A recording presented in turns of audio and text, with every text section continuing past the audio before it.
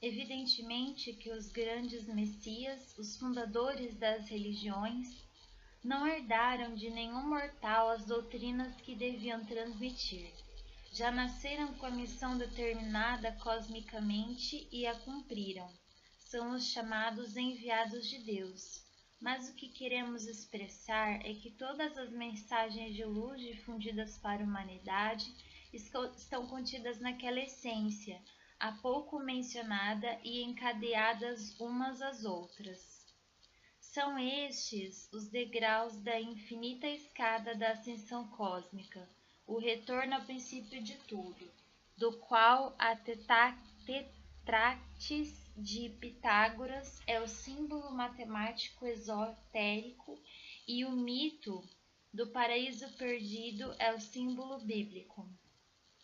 A sublime perfeição da filosofia cristã tem sido deturpada através de séculos por seres falhos, simples mortais, que a encobrem com a nuvem da ignorância da involução. Mas a nuvem é passageira em termos cósmicos, e a verdade eterna surgirá em todo o seu esplendor tão logo a humanidade consiga atingir um patamar evolutivo que a torne apta a deslumbrar-se com ela e a procurar vivê-la. Sócrates aparecia a seus concidadãos como um personagem ao mesmo tempo curioso e enigmático. Sua figura física, engraçada, grotesca mesmo, feia e negligente, com sua aparência, constituía o oposto da beleza da sua alma. Para um povo tão amante da beleza, da harmonia plástica, a ponto de vê-la como um dom divino, Sócrates revelava uma contradição vivente, e disso devia ter consciência dada à agudez de sua percepção.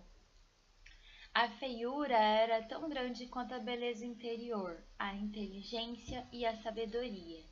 Mas além dessa contradição, ainda havia a esquisitice da conduta, andando descalço pelas ruas, interpelando os conhecidos, crivando-os de perguntas com o nobre intuito de conhecer a maneira de pensar de cada um e convertê-los à busca dos verdadeiros valores. A atitude alegre, humilde e bondosa por si só constituía uma lição evidente de que a beleza da alma é mais importante que a beleza física. Filho de Sofrônisco, escultor de deidades, e de Fenarete, respeitável parteira, tentou Sócrates, após a morte de seu pai, prosseguir naquela mesma profissão, logo reconhecendo sua inaptidão para criar a beleza das formas com as próprias mãos. Admirava, é certo, e até mesmo orgulhava-se da arte de Fídias e Praxíteles, considerados até hoje os maiores escultores da Grécia e do mundo, mas em sua opinião aquelas extraordinárias estátuas que tanto embelezavam a cidade, tão expressivas, tão perfeitas, tão refinadas exteriormente, continuavam de pedra interiormente. Não tinham alma. Contudo, não se deve afirmar que Sócrates não houvesse herdado a aptidão de seus pais. Herdou-as, sim, mas em seu sentido abstrato, bem mais sublime. Era um escultor de almas. Criava inversamente a beleza interior, em si e em seus discípulos, sem se preocupar com aparências exteriores. Da sua mãe, Fenarete, herdou a arte de dar à luz as ideias que se achavam latentes no interior do ser humano. Foi casado com Xantipa, que lhe deu 3 filhos, e passou a história como mulher neurótica, irascível, insatisfeita, em permanente desarmonia consigo mesma, com tudo e com todos. Sócrates, espírito evoluído, portanto calmo, sereno, paciente, aceitou o desafio de conviver com Xantipa como uma missão de bondade e tolerância. Era uma jovem de boa família, mas não poderia se dar ao luxo de muitas escolhas matrimoniais, afinal, não tinha dote, e para a época já era uma solteirona, de 20 anos. Seu nome permaneceu muito tempo na lista das promestriae, as corretoras de casamento. Dessa forma, arranjaram-lhe o melhor possível, um noivo de 46 anos que, como ela, não era muito bem dotado de beleza física, mas, pelo menos, bastante inteligente e instruído. Sócrates. Xantipa era alta e magra. Ao lado da corpulência do seu par, parecia ainda mais magricela. Não encontraram um carro, como era usual, puxado a bois, para conduzir os noivos. Por isso, viram-se obrigados a seguir a pé com um cortejo reduzido. No caminho, o povo parava para divertir-se com um inusitado espetáculo. Riam-se e diziam gracejos. Os noivos impávidos não demonstravam abalar-se nem um pouco com a reação do público.